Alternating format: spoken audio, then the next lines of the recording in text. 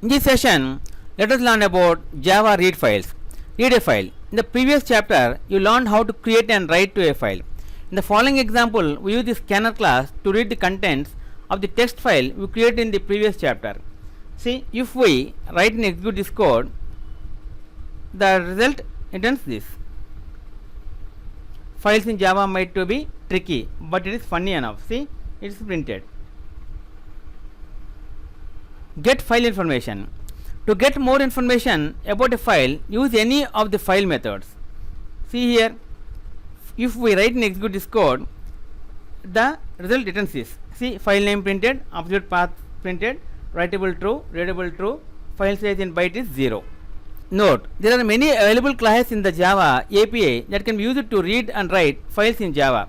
File reader, buffer reader, file scanner, file input stream, file writer, buffer writer, file output stream, etc. Which one to use depends on the Java version you are working with and whether you are need to read bytes or characters and the size of the file or lines, etc.